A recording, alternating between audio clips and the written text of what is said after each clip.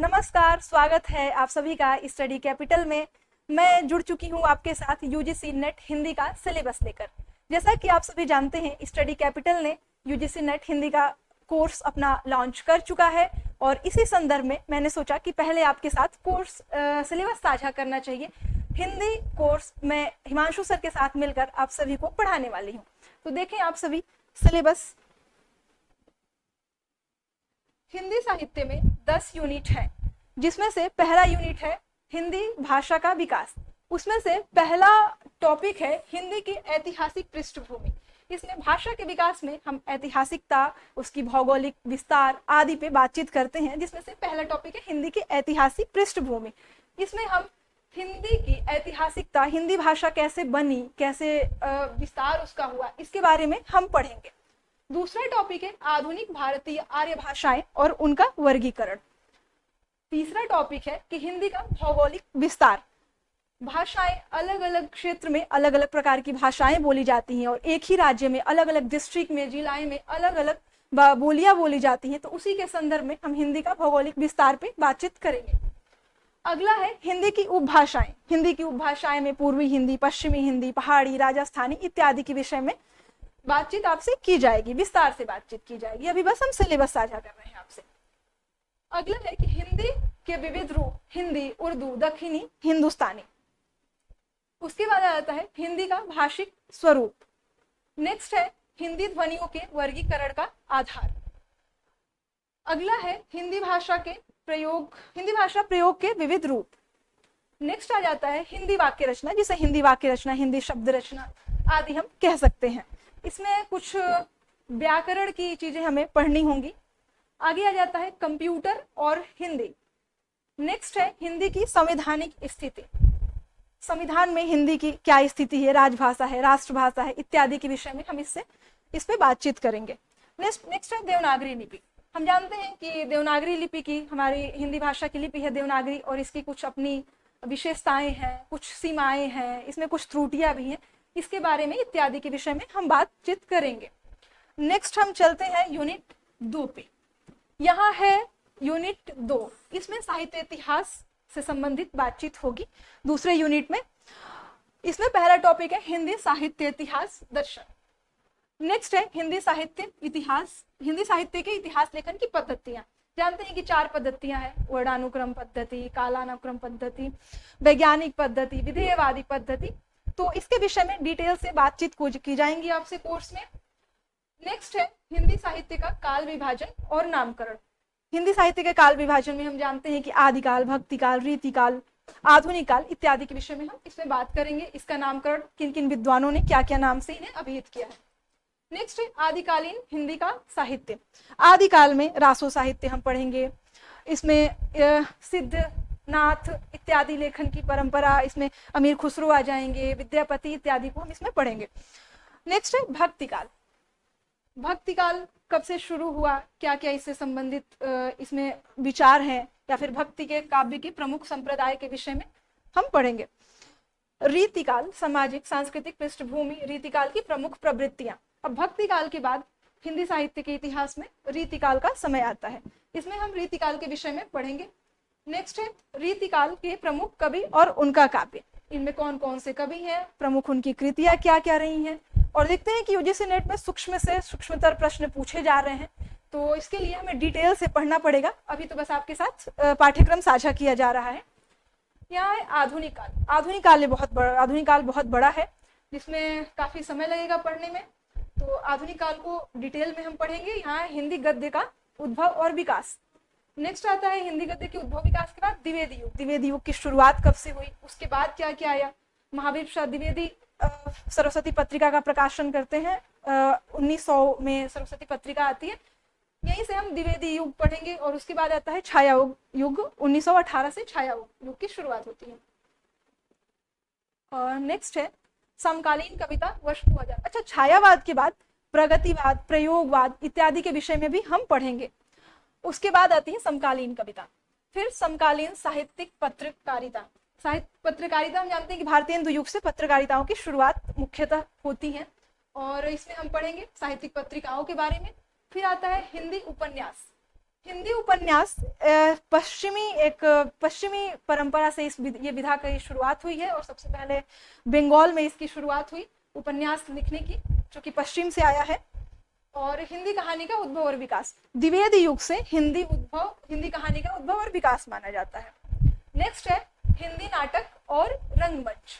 नाटकों की परंपरा बहुत समृद्ध रही है भारत में। अगर हम संस्कृत नाटक की बात करें तो हम देखते हैं कालिदास, भास इत्यादि नाटककार आते हैं, परंतु यहाँ पे हमें हिंदी नाटक पढ़ना है तो हिंदी नाटक की शुरुआत भी भारतेंदु युग से ही मानी जाती है। यहाँ हिंदी निबंध के उद्भव और विकास, ये पढ़ेंगे हम। फिर आ जाता है आलोचना का उद्भव और विकास। मुख्यतः निबंध, आलोचना, ये सब भारतेंदु युग की ही देन है। फिर हिंदी की अन्य गद्य विधाएं, अन्य गद्य विधाओं में जीवनी, रेखाचित्र, संस्मरण, यात्रा वृत्तांत इत्यादि अन्य गद्य विधाओं के अंतर्गत आता है। फिर आता है हिंदी का प्रवासी साहित्य। प्रवासी, अब अगर प्रवासी पे हम ध्यान दें तो प्रवासी क्या है? ऐसे लोग जो मुख्यतः मूल रूप से भारत के रहने वाले हैं परंतु विदेशों में जाके किसी कारणवश या फिर किसी कारणवश विदेशों में जाके बस गए हैं और वो लेखन करते हैं, रचना करते हैं और उनके रचना के केंद्र में भारतीयता ही होती है, वही होते हैं प्रवासी साहित्य। हम उनके बारे में पढ़ेंगे। मुख्यतः इसमें मुझे एक आध नाम याद आ रहे हैं। अभिमन्यु अनंत अगर हम देख लें, मॉरिशस में रहते हैं परंतु वो रचना करते हैं और उनके केंद्र में हिंदी है। उनके लेखनी के केंद्र में उषा प्रियंबदा जो कि अमेरिका में है और अभी भी जीवित है वो, उनके भी लेखन के केंद्र में हिंदी ही है, परंतु ये लोग प्रवासी साहित्यकार कहलाते हैं। अवधारणा एवं प्रमुख साहित्यकार, यही है कि अवधारणाएं क्या क्या हैं, प्रमुख साहित्यकार कौन कौन से हैं, इनमें इसके विषय में पढ़ेंगे।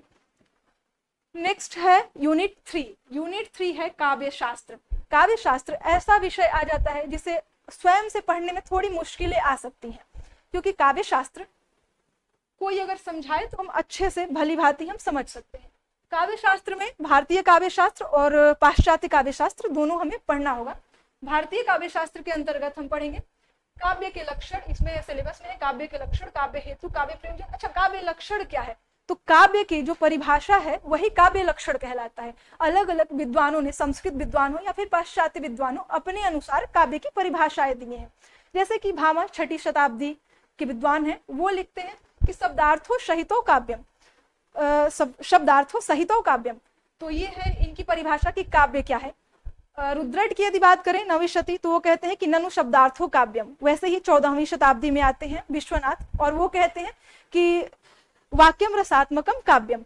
अगर हम पाश्चात्य आलोचकों या कवियों की बात करें तो उन्होंने भी अपने अपने अनुसार काव्य की परिभाषाएं दी हैं। जैसे वर्ड्सवर्थ की परिभाषा काव्य के विषय में जो दिए हैं, मुझे याद आ रहा है कि poetry is the spontaneous overflow of powerful feelings.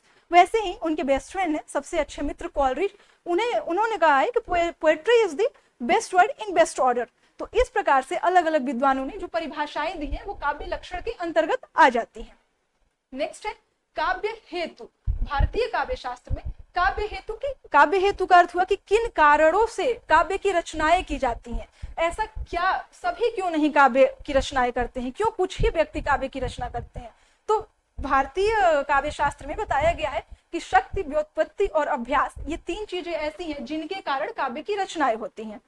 Next है काव्य प्रयोजन, कि काव्य के प्रयोजन क्या है। प्रयोजन आप समझ रहे हैं कि उद्देश्य क्या है, हम क्यों काव्य रचना कर रहे हैं। तो इसमें अलग अलग विद्वानों ने अलग अलग प्रकार की बातें कही हैं कि हम प्रीति के लिए करते हैं और किसके लिए करते हैं, अर्थ के लिए करते हैं, अर्थोपार्जन इत्यादि, ऐसे ऐसे कई सारे टॉपिक बताए गए। नेक्स्ट है प्रमुख संप्रदाय। तो भारतीय काव्य शास्त्र में मुख्य रूप से 6 संप्रदाय बताए गए हैं। उन 6 के विषय में क्लास में आपको डिटेल से बताई जाएगी, जिसमें से है कि रस, अलंकार, ध्वनि, औचित्य, वक्रोक्ति, ये सब इनके संप्रदाय हैं। रस, निष्पत्ति, ये सारे के विषय में आपसे डिटेल से बात की जाएंगी। नेक्स्ट आ जाता है प्लेटो का काव्य। अब यहाँ से पाश्चात्य काव्य शास्त्र शुरू है। तो पाश्चात्य काव्य शास्त्र की शुरुआत यूनान में होती है और हम देखते हैं कि प्लेटो से उसकी हम शुरुआत मानते हैं और प्लेटो के काव्य सिद्धांत हम पढ़ेंगे पाश्चात्य काव्य शास्त्र में। फिर अरस्तु, प्लेटो के ही शिष्य हैं अरस्तु, उन्होंने जो जो सिद्धांत दिए हैं, अनुकरण सिद्धांत, त्रासदी सिद्धांत, विरेचन सिद्धांत, इसके विषय में बात की जाएगी। नेक्स्ट आ जाते हैं वर्ड्सवर्थ का काव्य भाषा सिद्धांत। अब वर्ड्सवर्थ के विषय में हम पढ़ेंगे, रोमांटिसिज्म के प्रवर्तक माने जाते हैं। कॉलरिज, इनसे 2 साल छोटे थे। इनका जन्म वर्ष है 1770 संभवतः, जहां तक मैं याद कर पा रही हूँ, और कॉलरिज 1772 है। ये दोनों बहुत अच्छे मित्र थे और कॉलरिज पाश्चात्य के बहुत अच्छे आलोचक रहे हैं पाश्चात्य में। इनका पढ़ेंगे हम कल्पना और फैंटेसी। नेक्स्ट आते हैं टीएस इलियट, निर्व्यक्तिकता का सिद्धांत लेके। फिर आता है इनका परंपरा की अवधारणा। इनके बहुत सारे लेख भी हैं, परंपरा पे बहुत अच्छा लिखा है इन्होंने। नेक्स्ट आते हैं आईए रिचर्ड्स। आईए रिचर्ड्स का मूल्य सिद्धांत है, संप्रेषण सिद्धांत है और काव्य भाषा सिद्धांत है। नेक्स्ट इसी में है रूसी रूपवाद, नई समीक्षा, मिथक, ये सब अवधारणाएं हैं जिन्हें पाश्चात्य काव्य शास्त्र के अंतर्गत ही हम पढ़ेंगे। फंतासी, जिसे फैंटेसी कह सकते हैं हम, कल्पना, प्रतीक, बिंब इत्यादि। अब आते हैं हम यूनिट 4 पे। यूनिट 4 में देखिए कि क्या है। यूनिट 4 भारतीय नवजागरण। हाँ, यूनिट 4 ये है वैचारिक पृष्ठभूमि। यहाँ से वैचारिक पृष्ठभूमि की शुरुआत होती है और जिसमें से एक आध प्रश्न हर वर्ष जब भी नेट जेआरएफ की परीक्षा होती है उसमें आ ही जाते हैं। इससे एक प्रश्न तो आते ही हैं हर साल। इसको अभी बताने चलूंगी तो बहुत टाइम ले लेगा। तो इसमें देखें कि गांधीवादी दर्शन, अम्बेडकर दर्शन, लोहिया दर्शन, नवजागरण इत्यादि के विषय में कोर्स में डिटेल से आपसे बात की जाएगी। तो मैं आगे बढ़ती हूँ और चलती हूँ यूनिट 4 पे, चूंकि अभी और 6 यूनिट बताने हैं तो समय लगेगा। हाँ, यहाँ से विधाएं शुरू हो जाती हैं। हिंदी कविता यूनिट 5 से शुरू है। हिंदी कविता पृथ्वीराज रासो, रेवा तट। रेवा तट तो पृथ्वीराज रासो चंद्रवरदाई की रचना है, यहाँ आदिकाल की रचना है ये। इसमें रेवा तट सिर्फ पढ़ना है। पृथ्वीराज चंद्रवरदाई का जो रचना है पृथ्वीराज रासो, उसमें से सिर्फ और सिर्फ रेवा तट ही यूजीसी नेट हिंदी के सिलेबस में है, तो सिर्फ यही पढ़ना है। यहाँ है अमीर खुसरो, खुसरो 2 बार हो गया है, काटनी। अमीर खुसरो की पहेलियां और मुकरियां। तो यहाँ पे ये भी आदिकाल के रचनाकार है अमीर खुसरो, इस पे बात की जाएगी, इस पढ़ाया जाएगा आपको डिटेल से। नेक्स्ट है विद्यापति की पदावली। इसके संपादक हैं इस पुस्तक की, जहां तक मैं याद कर पा रही हूँ, नरेंद्र झा। और इसमें ऐसा नहीं है कि ये विद्यापति की पदावली की पूरी पुस्तकें आप सभी को पढ़नी है। यूजीसी ने अपना सिलेबस में वो क्या है कि कितने पद पढ़ने हैं, शुरू के कुछ 20-25 पद पढ़ने होते हैं या फिर बीच के कहीं से भी ले लेते हैं। तो ऐसे ही विद्यापति की पदावली नरेंद्र झा द्वारा संपादित पुस्तक है। इस पुस्तक से कुछ पद पढ़ने होंगे हमें। यहाँ है जायसी ग्रंथावली, नागमती वियोग खंड इसमें से पढ़ना है। रामचंद्र शुक्ल द्वारा संपादित जायसी ग्रंथावली, जिसमें से नागमती वियोग खंड ही सिर्फ पढ़ना है हमें। नेक्स्ट आता है कबीर। कबीर पुस्तक सभी जानते हैं कि हजारी प्रसाद द्विवेदी द्वारा संपादित पुस्तक है। इसमें से भी कुछ संभवतः 1 से 25 पद पढ़ने हैं, जहां तक मैं याद कर पा रही हूँ। और ये है बिहारी सतसई। बिहारी सतसई जगन्नाथ दास रत्नाकर द्वारा संपादित पुस्तक है, उसमें से भी कुछ पद पढ़ने हैं। फिर आ जाते हैं घनानंद कवित। घनानंद कवित विश्वनाथ प्रसाद मिश्र द्वारा संपादित पुस्तक है, इसमें से भी कुछ पद पढ़ने हैं हम सभी को। सूरदास की कृति है भ्रमर गीत सार, ये भी आचार्य शुक्ल द्वारा संपादित पुस्तक है। अब आते हैं तुलसीदास। इन्हें कौन नहीं जानता है। तो तुलसीदास के रामचरितमानस का उत्तर कांड ही सिर्फ सिलेबस में लगा हुआ है और हमें तुलसीदास का सिर्फ रामचरितमानस का उत्तर कांड ही पढ़ना है। फिर विश्वनाथ त्रिपाठी द्वारा संपादित पुस्तक मीरा, इसके भी कुछ पद हमें पढ़ने हैं। रीतिकाल और रीतिकाल के कवियों के बारे में हम बता चुके हैं। अब आते हैं आधुनिक काल के कवि जिन्हें हमें पढ़ना है। हरिऔध की कृति है प्रिय प्रवास। तो प्रिय प्रवास जिन्हें हम हिंदी खड़ी बोली की प्रथम महाकाव्य भी मानते हैं, तो ये पढ़ना है। मैथिली शरण गुप्त की रचना भारत भारती पढ़नी है। और साकेत भी पढ़ना है। साकेत का अर्थ होता है अयोध्या। तो हाँ, साकेत का अर्थ होता है अयोध्या। इनकी यह रचना है जिसमें से केवल 9वां सर्ग रखा है। ये उर्मिला को केंद्र में रख के लिखी गई ये कृति है, जिसमें से 9वां सर्ग उनके ही वियोग, उर्मिला का ही वियोग वर्णन इसमें है। इसको डिटेल से आपको पढ़ाया जाएगा। फिर आता है जयशंकर प्रसाद आते हैं। इनकी पुस्तक, इसे हम आंसू पढ़ना है, 1925 की प्रकाशित कृति है। फिर आता है कमायनी, 1935 में प्रकाशित हुई थी। इसमें से सिर्फ 3 सर्ग पढ़ने हैं। इसमें 15 सर्ग है कुल मिला के, जिसमें से सिर्फ 3 सर्ग पढ़े हैं, श्रद्धा, लज्जा और ईड़ा। फिर आते हैं निराला, सूर्यकांत त्रिपाठी निराला, जिनकी रचना है जूहे की कली। यह इनकी 1916 की कविता है, जूहे की कली, और इनकी यह पहली कविता है। फिर पढ़ना है जागो फिर एक बार, सरोज स्मृति, जो कि अपनी पुत्री के लिए इन्होंने लिखा था, एक शोक गीत है, पुत्री की मृत्यु पे ये लिखे।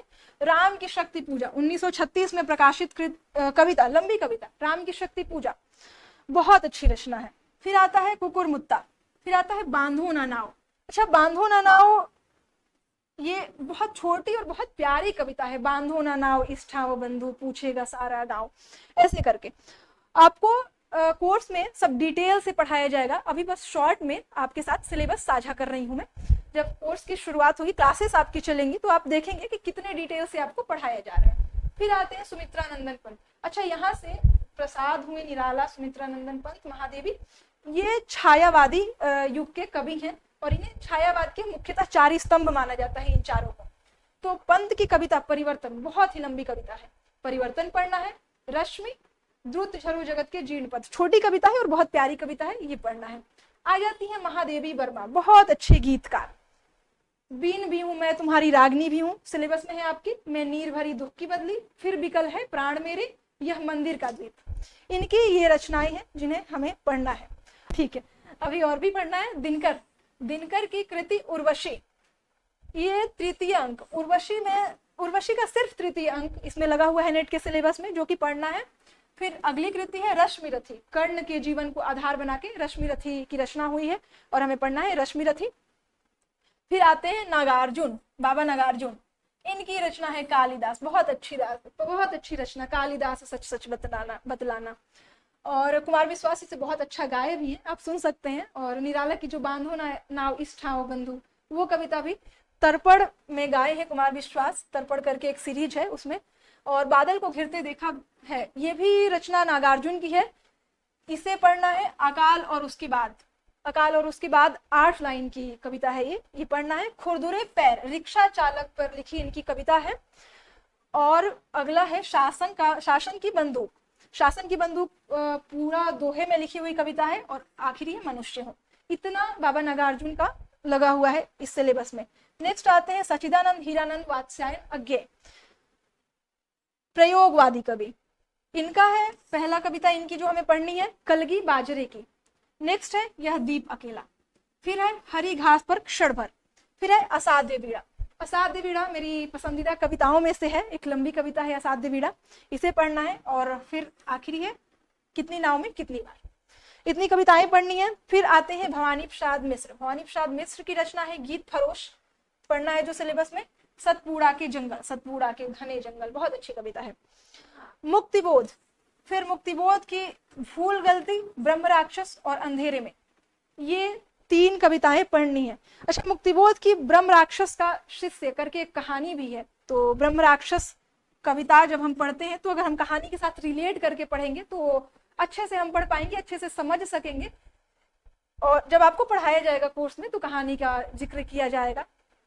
नेक्स्ट आते हैं धूमिल, धूमिल की कविता नक्सलवाड़ी। अच्छा देखिए, यहाँ मोतीराम लिखा है जो कि गलत है, ये है मोचीराम, मोचीराम है।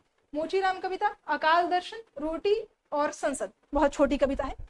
ये हो गया आपका हिंदी कविता से। अब हिंदी कविता से इतने रचनाकार लगे हुए हैं, इतने रचनाकारों को पढ़ना है।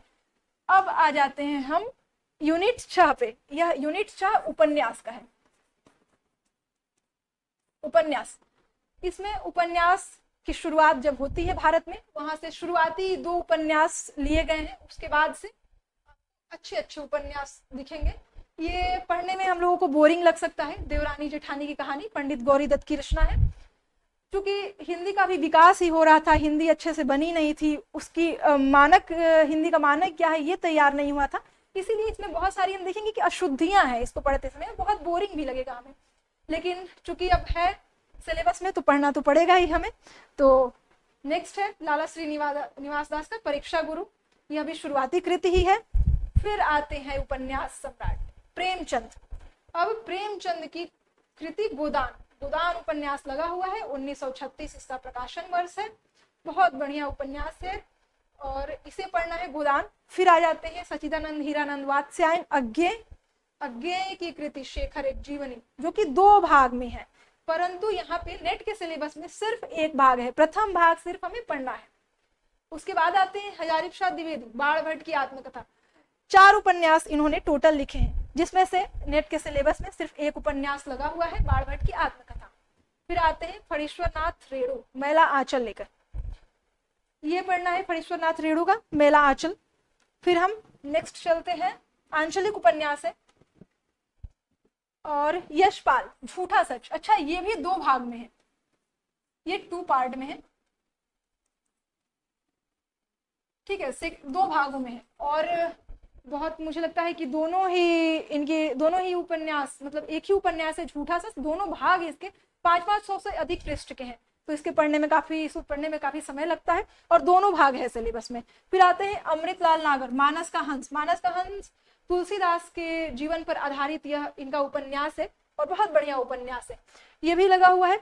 फिर है भीष्म साहनी, तमस, तमस के लेखक हैं भीष्म साहनी, यह हमें पढ़ना है। श्रीलाल शुक्ल का राग दरबारी, इसे एक व्यंग परक उपन्यास भी हम कह सकते हैं। फिर आती है कृष्णा सोबती, जिंदगी नामा लेकर। अच्छा, पिछले 2-3 बार से नेट के सिलेबस में जिंदगी नामा से जरूर ही प्रश्न पूछे जा रहे हैं, तो 2 बार से तो मुझे जहां तक याद है कि पूछे ही जा रहे हैं जिंदगी नामा से प्रश्न, गीतों के क्रम पूछ लिए जा रहे हैं, और प्रश्न इतने सूक्ष्म पूछे जा रहे हैं कि मुश्किल हो रहा है कि अपने से हम खुद से कर पाएंगे कि, इसीलिए आप हमारे साथ जुड़े और आपको बहुत डिटेल में पढ़ाया जाएगा। नेक्स्ट है मन्नू भंडारी, आपका बंटी, इनका ये उपन्यास है, इसे पढ़ना है। आखिरी है जगदीश चंद्र का धरती धन ना अपना, ये 1970 या 69 की विधा है, एग्जैक्टली मुझे याद नहीं आ रहा है, 70 या 79 या 69 ऐसे ही करके है। अच्छा, इसे मैं अभी काटती, ठीक है। नेक्स्ट चलते हैं हम यूनिट 7, ये है कहानी। यूनिट 7 आपका है हिंदी कहानी। इसमें भी जब कहानी की शुरुआत हुई थी तभी से हमें पढ़नी है शुरुआत की कुछ कहानियां, 3-4 कहानियां, शुरुआती कहानियां पढ़नी है। इसमें है चंद्रदेव से मेरी बातें और दुलाई वाली। अच्छा, इसमें लेखक का नाम मैंने नहीं लिखा है क्योंकि बहुत बड़ा हो जा रहा था ये, और बनाने में अब काफी मैं सोची कि आप लोगों को मुंह से ही बोल के बता दूंगी कि इसके रचनाकार कौन है। तो चंद्रदेव से मेरी बातें 1904 में प्रकाशित कहानी है, सरस्वती में संभवतः प्रकाशित हुई थी। राजेंद्र महिला बाला घोष उनका नाम था, राजेंद्र बाला घोष, तो 1904 की कृति है, और ये दुलाई वाली 1907 की उनकी कृति है। दोनों कृतियां राजेंद्र बाला घोष की लगी हुई हैं। एक टोकरी भर मिट्टी, यह 1901 में छत्तीसगढ़ मित्र में प्रकाशित हुई थी, माधवराव सप्रे की कहानी है। उसने कहा था रामचंद्र शुक्ल इसकी भोरी भोरी प्रशंसा करते हैं हिंदी साहित्य के इतिहास में, और ये उसने कहा था 1915 में प्रकाशित हुई थी, जिनके रचनाकार हैं चंद्रधर शर्मा गुलेरी। और ये कहानी जो भी पढ़ेगा उसे बहुत पसंद आएगी। ये कहानी राही 1947 में प्रकाशित हुई थी। 1947 में ये सुभद्रा कुमारी चौहान की कहानी है। सुभद्रा कुमारी चौहान जो कि मुख्य रूप से तो कवित्री है, परंतु इन्होंने कुछ कहानियां भी लिखी हैं, जिसमें से राही एक महत्वपूर्ण कहानी है। ईदगाह और दुनिया का अनमोल रत्न, ये है प्रेमचंद की कहानी। इन दोनों को तो मुझे लगता है कि सभी लोग पढ़े होंगे। हामिद के माध्यम से ईदगाह में उन्होंने जो भी बताया है आपको पढ़ाया जाएगा। दुनिया का अनमोल रतन, देश प्रेम की कहानी। अच्छा, कानों में कंगना, राधिका रमण प्रसाद गुप्त इनके लेखक है। कानों में कंगना। परिंदे कहानी 1957 में संभवतः प्रकाशित हुई थी, निर्मल वर्मा की कहानी है। और आकाशदीप, जयशंकर प्रसाद, आप सभी जानते हैं कि जयशंकर प्रसाद की बहुत सारी कहानियां चर्चित रही हैं, जिसमें से आकाशदीप एक है। अपना अपना भाग्य, यह जैनेन्द्र की लिखी कहानी है। तीसरी कसम और लाल पान की बेगम, यह फणीश्वरनाथ रेणु द्वारा लिखित कहानियां हैं। यह है गैंग्रीन, अज्ञे की लिखी कहानी है। कोसी का घटवार, शेखर जोशी लिखे हैं। अमृतसर आ गया, भीष्म साहनी। सिक्का बदल गया, ये है कृष्णा सोबती। चीफ की दावत भी भीष्म साहनी की ही कहानी है, जिसे हम वृद्ध विमर्श की लिखी एक कहानी कह सकते हैं। यह है इंस्पेक्टर माता दीन चांद पे, इनको कौन नहीं जानता है, हरिशंकर परसाई हिंदी के सबसे बड़े व्यंग्यकारों में माने जाते हैं। इनकी एक व्यंग परक कहानी है इंस्पेक्टर माता दीन चांद पे। पिता कहानी है, ज्ञान रंजन द्वारा लिखित कहानी है पिता। राजा निर्बंसिया, कमलेश्वर।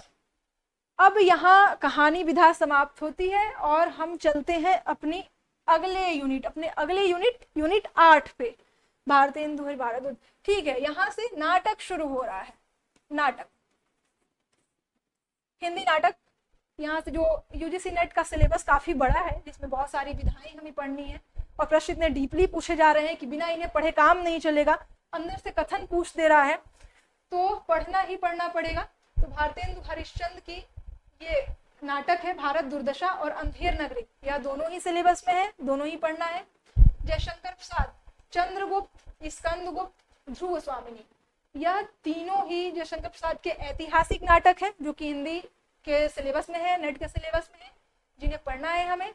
धर्मवीर भारती, अंधा युग, अंधा युग पढ़ना है। इसे हम गीति काव्य कह सकते हैं, या फिर यह नाटक जो गीतों में है, यह मुख्य रूप से गद्य में नहीं है, गीतों में लिखा गया है, अंधा युग, ये पढ़ना है। लक्ष्मी नारायण, यहाँ लक्ष्मी नारायण लाल छूट गया है, लक्ष्मी नारायण लाल, सिंदूर की होली, यह हमें पढ़नी है। मोहन राकेश, मोहन राकेश बहुत बड़े नाटककार और सबको ही, आषाढ़ का एक दिन 1954 में प्रकाशित हुआ था, आषाढ़ का एक दिन हमें पढ़ना है। आधे अधूरे हैं नाटक में और कौन कौन लगे। हबीब तनवीर, आगरा बाजार, BHU MA के सिलेबस में भी है ये नाटक, तो आगरा बाजार लगा हुआ है। सर्वेश्वर दयाल सक्सेना, यह बकरी नाटक लेकर आते हैं। शंकर शेष, एक और द्रोणाचार्य, इनका नाटक है। उपेंद्र नाथ अश्क, अंजो दीदी, बहुत ही छोटा नाटक है अंजो दीदी, और एक और द्रोणाचार्य, ये दोनों ही छोटे छोटे नाटक हैं।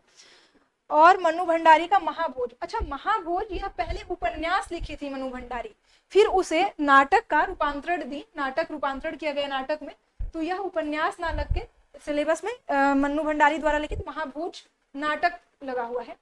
अब आता है यूनिट 9, यूनिट 9 में है निबंध, हिंदी निबंध, यूनिट 9 में आता है निबंध। अब भारतेंदु हरिश्चंद्र, जो कि जानते हैं कि निबंधों की शुरुआत भारतेंदु युग से होती है और भारतेंदु हरिश्चंद्र से ही मुख्यतः इसकी शुरुआत मानी जाती है। तो इनके दो निबंध लगे हैं, दिल्ली दरबार दर्पण और भारतवर्षोन्नति कैसे हो सकती है। यह बलिया में दिया हुआ इनका व्याख्यान है, भारतवर्षोन्नति कैसे हो सकती है, जिसे निबंध रूप में लिखकर यही सिलेबस में लगा हुआ है। दूसरे हैं प्रताप नारायण मिश्र, जो कि भारतेंदु युग के ही बड़े रचनाकार हैं, इनका निबंध है शिव मूर्ति, ये पढ़ना है हमें। बालकृष्ण भट्ट, शिव शंभू के चिट्ठे, अच्छा शिव शंभू के चिट्ठे, ये लग रहा है कि एक है ये निबंध, पर इसमें एक्चुअली कई निबंध है शिव शंभू के चिट्ठे, और वो सभी हमें पढ़ना है। फिर रामचंद्र शुक्ल, कविता क्या है। अब कविता क्या है बहुत ही बड़ा निबंध है, और इससे भी इस साल के यूजीसी नेट के सिलेबस में प्रश्न पूछा गया था। कविता क्या है ये को अच्छे से पढ़ाया जाएगा। हजारी प्रसाद द्विवेदी, नाखून क्यों बढ़ते हैं, यह निबंध पढ़ना है। विद्यानिवास मिश्र आ जाते हैं, मेरे राम का मुकुट भीग रहा है, यह निबंध लेके, इनका यह निबंध लगा हुआ है। अध्यापक पूर्ण सिंह, मजदूरी और प्रेम। कुबेर नाथ राय का उत्तर और फाल्गुनी के आसपास। विवेकी राय, उठ जाग मुसाफिर। और नामवर सिंह, संस्कृति और सौंदर्य। इतने निबंध हमें सिलेबस में पढ़ने हैं। अब आता है हमारा आखिरी यूनिट 10, जिसमें हम देख सकते हैं कि राम वृक्ष बेनी, अच्छा ये अन्य गद्य विधाएं हैं, अन्य गद्य विधाएं, तो अन्य गद्य विधाओं में हमें पढ़ना है कौन कौन सी रचनाएं पढ़नी है, यहाँ पे दी हुई है। ये है राम वृक्ष बेनीपुरी की माटी की मूर्ति। अच्छा माटी की मूर्ति, ये मुझे लग रहा है ये रेखा चित्र है, ये इसमें कई विधाएं हैं, अन्य गद्य विधाओं में कई विधाएं आ जाती हैं, जिसमें से माटी की मूर्ति रेखा चित्र है। महादेवी वर्मा द्वारा लिखा ठकुरी बाबा, यह भी एक रेखा चित्र है, रेखा चित्र या संस्मरण इसे हम कह सकते हैं। नेक्स्ट है तुलसीराम, यह आत्मकथा, यह आत्मकथा है, स्वयं के बारे में लिखे। जीवनी वो होता है जो दूसरे किसी महापुरुष के विषय में लिखा जाए या किसी के विषय में, वो जीवनी होता है, और जो स्वयं के विषय में लिखा जाए वो आत्मकथा होता है। तो मुर्दहिया आत्मकथा है तुलसीराम का, दलित लेखक है तुलसीराम, उनकी मुर्दहिया लगी हुई है। शिवरानी देवी, यह प्रेमचंद की पत्नी है शिवरानी देवी, इनका है प्रेमचंद का घर, प्रेमचंद घर में, यह जीवनी है, यह है जीवनी, क्योंकि यह प्रेमचंद के विषय में लिखी है इसमें, तो ये जीवनी विधा है। मन्नू भंडारी, एक कहानी, यह भी, इसे हम आत्मकथा ही मान सकते हैं। मन्नू भंडारी जो कि राजेंद्र यादव की पत्नी थी, एक कहानी, यह भी, ये पढ़िए, बहुत अच्छी कृति है और मेरी पसंदीदा कृतियों में से एक है, आत्मकथा ही से हम मान सकते हैं। विष्णु प्रभाकर, आवारा मसीहा, यह भी जीवनी है। अच्छा शरद चंद्र चट्टोपाध्याय के जीवन पर लिखा हुआ आवारा मसीहा, ये इनकी कृति है। हरिवंश राय बच्चन, क्या भूलूं क्या याद करूं, 4 भागों में आया था। यह पहला भाग है, क्या बोलूं क्या याद करो, यह इनका आत्मकथा। रमणिका गुप्ता आप हुदरी भी आत्मकथा विधा की रचना है। फिर है हरिशंकर परसाई भोला राम का जीव, यह एक कहानी है। मैंने आपको बताया है कि यह व्यंग्यकार है बहुत बड़े। कृष्णचंद्र जामुन का पेड़ भी यह कहानी है। दिनकर संस्कृति के 4 अध्याय। अच्छा, इसमें भारतीय संस्कृति को या फिर भारतीय के इतिहास को किसी को समझना है तो बहुत ही इंटरेस्टिंग वे में इन्होंने संस्कृति के 4 अध्याय में समझाया है। क्योंकि ये साहित्यकार है, अगर हम इतिहास की किताबें पढ़ते हैं तो उसमें इतने तथ्य रहते हैं कि वो बोरिंग हो जाते हैं, परंतु यह एक साहित्य कृति है। संस्कृति के 4 अध्याय दिनकर जी ने लिखा है और बहुत ही रोचक तरीके से हम अपने इतिहास के बारे में जान समझ सकते हैं संस्कृति के विषय में। ये है मुक्तिबोध की एक साहित्यिक की डायरी जो है, यह निबंध। मैं इसे पढ़ी जब इस किताब को, तो मुझे तो लगा कि निबंध ही इसे मान सकते हैं। निबंधों का संकलन है इसमें, एक साहित्यिक की डायरी में। अच्छा, एक पत्रिका प्रकाशित होती थी नया खून, और नया खून में क्रमवार से इनकी यह एक साहित्यिक की डायरी में जितने निबंध हैं वो प्रकाशित होते थे। नेक्स्ट है राहुल सांकृत्यायन, हम जानते हैं बहुत बड़े घुमक्कड़ थे यह। और मेरी तिब्बत यात्रा, यह है यात्रा वृतांत या यात्रा संस्मरण, यात्रा वृतांत ही हम इसे कहेंगे। मेरी तिब्बत यात्रा राहुल सांकृत्यायन की लिखी कृति है। और आखिरी है इसमें कि अरे यायावर रहेगा याद, यह सच्चिदानंद हीरानंद वात्स्यायन की कृति, यह भी यात्रा संस्मरण है, अरे यायावर रहेगा याद। इतना आपने देखा कि यूनिट खत्म हो गया, ठीक है। तो आपने देखा कि यूजीसी नेट का सिलेबस मैं आपके साथ साझा की हूँ, आपको यही पढ़ना है। और मैं और हिमांशु सर यूजीसी नेट का सिलेबस आप लेके आपके साथ जुड़ेंगे, आपको पढ़ाएंगे। और बीएचयू स्टडी कैपिटल के साथ आप जुड़ सकते हैं यदि आपको अच्छे से पढ़ना है। और आप देख रहे हैं कि डीपली प्रश्न आ रहे हैं, सूक्ष्मता से प्रश्न पूछे जा रहे हैं, उसके लिए आवश्यक है कि आप एक अच्छे मेंटर के साथ जुड़े। और मुझे लगता है कि you will definitely do best यदि आप हमारे साथ जुड़ेंगे तो। और ये हो गई सारी कृतियां, मैंने आपके साथ एक एक करके साझा किया है। हाँ, तो यूजीसी नेट हिंदी का सिलेबस में आपके साथ पाठ्यक्रम साझा कर चुकी हूँ। इतना सब कुछ आपको पढ़ना है। आगे के लिए शुभकामनाएं, और आप सभी जुड़े हमारे साथ।